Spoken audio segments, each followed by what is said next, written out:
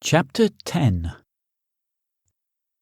Evan Davies climbed out of the command vehicle to meet the occupants of the black Land Rover which had just pulled up.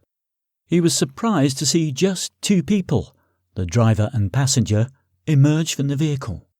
The passenger approached and offered Davies his hand. "Major Sean Blythe, 22 Regiment. This is Sergeant Todd Dennis. Will be taking over command of this operation." Davies introduced himself and led them to his command vehicle. "Have you been in contact with him?" Blythe asked. "No," Davies said. "We do have a couple of mobile numbers for him, but we just get voicemail every time we try." He brought out a map of the building and surrounding area. "These are the defences we have been able to identify so far," he said, gesturing to the area representing the back of the building. "He has wall cameras mounted here, here, and here, each of them multi-directional. In the clear ground he has a maze of razor wire with a few landmines thrown in for good measure. We have been unable to penetrate any walls using thermal imaging, as he has some kind of heated insulation, and directional microphones are just getting white noise from the building. The same goes for the two sides of the building and most of the front as well. The only exception is a path leading up to the main door. The path itself is 1 metre wide and concrete all the way to the door. The razor wire stops either side of the path, so you have a clear walk up to the front door. Why he left the path clear, I don't know. From what he said on the website, I don't think he's planning on coming out, and I shouldn't think he'd want to give an assault team a clear run at the building." "He most likely did it so that the hostages that are free don't blow themselves up on their way out," Dennis suggested. "But we should also view it as a bottleneck. By offering us this route in, he is concentrating bodies into a small area, which means a couple of well-placed claymores and anyone on the path is spaghetti. So, going in on the ground is going to be tough, which leaves an assault from above or below," Davies said. "The roof has razor wire all over it, as well as some packages which we can't make out. They could be explosives, we just don't know. There is a large sewer complex under the building, but if you consider the path a bottleneck, the sewer will be a whole lot worse." Dennis studied the map, frowning in concentration. "It's all academic at the moment, as we can't go in until his bomb is located. However, we need a plan in place for that eventuality. Do you have schematics for the interior?" "We've requested them and they're on their way over," Davies told him. "OK, let me know when they arrive." Dennis folded the map and stuck it inside his leather jacket, excused himself and swapped the command vehicle for his own. He drove off in the direction he had come from. As the man walked into the mosque, he got a few cursory glances from those leaving, but nothing more. He sat on a bench and removed his shoes before striding across the prayer floor towards the imam's personal quarters, and at the door he was confronted by two young men who blocked his way. "The imam is busy," the first one told him, holding out a hand. "He will see me," the man said confidently. "Tell him I bring greetings from Quetta." He was referring to the capital of the province of Baluchistan, 40 miles from the border with Afghanistan, and the name struck a chord. The guards shared a glance, and one of them knocked on the imam's door before walking in, closing it behind him. A moment later the door opened again, and the guard reappeared, gesturing for the stranger to enter. The imam stood and came round his desk as his visitor entered the Spartan room. He wore traditional Pakistani attire and had a full, thick beard, like many members of the mosque. The imam struggled with recognition, until the penny finally dropped. "Ahmed?" "Brother," the visitor said, opening his arms for an embrace. The imam instructed the guard to bring tea, and closed the door on the way out. "What brings you back, Ahmed?" the imam asked. "I have instructions from our benevolent masters," Ahmed said. "You have no doubt seen the news recently." This man holding his own country to ransom? He is a fool. Why do you say that, brother? Because he will achieve nothing, the Imam said.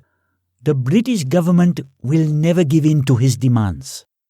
They have so far, have they not? Ahmed pointed out.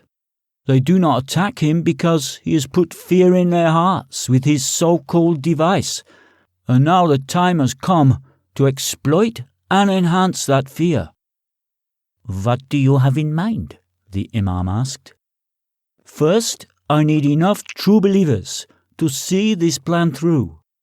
How many do you need? I have a list of men who have been to the training camps and need you to bring them in. We also need as many others as you can find. Give me the names and I will bring them to you, the Imam told him. I can also give you 20 others who are willing to do Allah's bidding. Excellent, but time is against us, Ahmed said. So we must move swiftly. I need these men here by 4 o'clock tomorrow afternoon.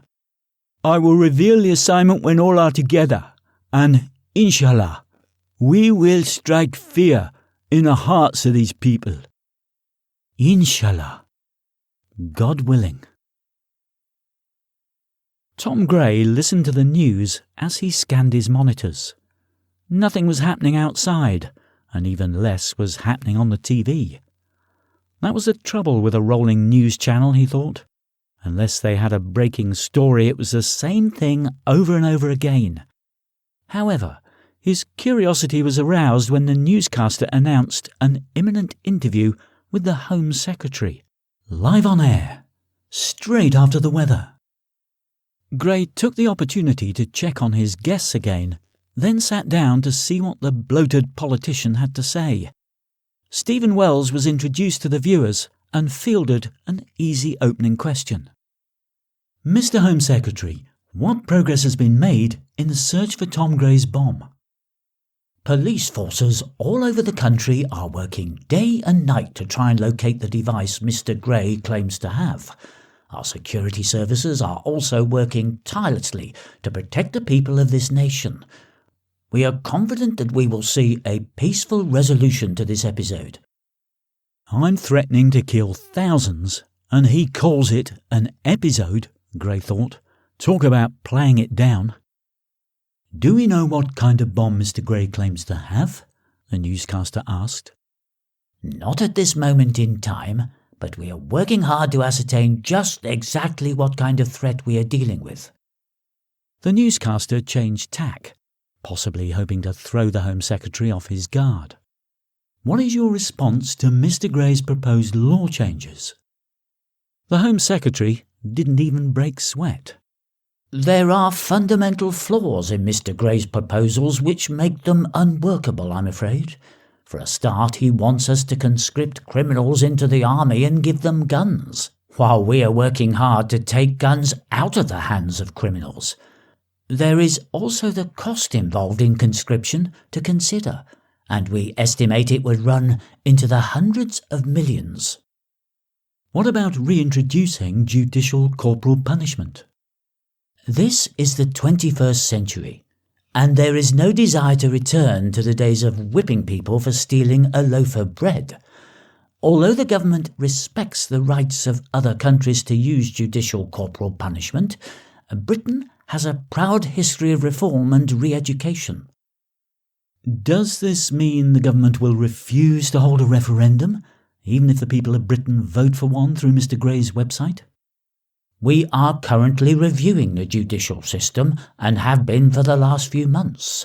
Although we agree with Mr. Gray that something needs to be done, we do not always agree on the way to implement any changes we decide to make.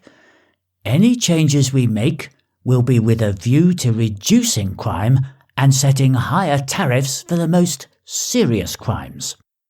So, does that mean there will be no referendum? The newscaster pressed. In typical fashion, the Home Secretary simply reworded his previous statement, much to the newscaster's and Gray's disappointment. The interview continued for a few more minutes, the newscaster switching between simple and searching questions, and the politician responding with platitudes and spin. Gray turned to his laptop while the interview was still fresh in his mind and drafted a response. After an hour of editing, he was happy with the text and picked up his mobile, hitting the speed dial button for the BBC News studio. After a few rings, the phone was answered, and he gave the password he always used to identify himself. Within seconds, he was through to the daytime show's producer. "Hello, Paul," Gray said. "I saw the interview with the Home Secretary and just wanted to give my side of the story. Do you have an email address I can send it to?" "We can put you on the air, Mr. Gray," the producer said, no doubt thinking of the ratings. However, Gray wasn't in the mood for a series of questions. "No, thank you, Paul. Just give me an email address to send it to, and you can read it out on air." "Are you sure? You can make more of an impact with the nation if you—" "Paul, give me an email address, or I shall call Sky News instead." Paul Gross reeled off his personal email address, and Gray thanked him before hanging up. Within seconds, the email was on its way to Gross's inbox. Gray only had to wait 4 minutes before his response was ready to be read out, and he followed every word to make sure it hadn't been edited. "We have just received a statement from Tom Gray in response to the Home Secretary's earlier interview," the newscaster said. "Mr. Gray says, 'I would like the nation to hear both sides of the story so that they can make their own choice, rather than just accepting the rhetoric the government spews out day after day.'" Gray had wondered whether that opening sentence was going a bit too far, but it was too late now. "The Home Secretary said that I want to conscript criminals into the army and give them guns. That is far from the truth. My proposal is that conscripts will be non-combatants throughout their probation period until they have proven themselves and paid off their debt, and all exercises during that time will use blank ammunition. Control of weapons will be ramped up for conscripts, and live fire will only be used after the probation period is up, and only for those conscripts with an exemplary record. Any conscripts who do not abide by the rules will be sent to prison to work out their sentence, which will leave only reformed members of society within the ranks."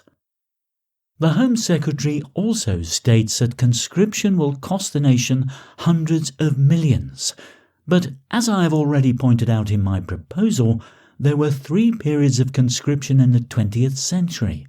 There was the Military Service Act of 1916 and the National Service Acts of 1939 and 1948. If conscription could be introduced in the days of paper records, why not now in the 21st century? I should also point out that the cost of setting up the new regiment will be recovered from the conscripts' salaries. Finally, the Home Secretary said that they prefer reform and re-education to the birch. If reform and re-education work, why are there so many repeat offenders?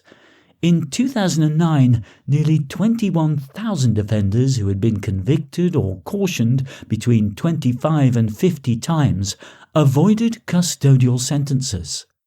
If they had been birched or conscripted after their second or third convictions respectively, this would have prevented between 400,000 and 1 million crimes being committed. Then there are the criminals with more than 3 but fewer than 25 convictions, and not forgetting the criminals with more than 50 convictions or cautions.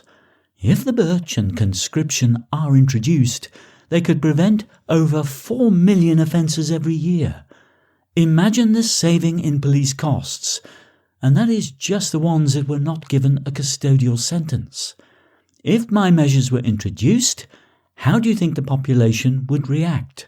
Would they clamour for these criminals to be set free, or would everyone who has had a crime committed against them in the last 20 years welcome my proposals?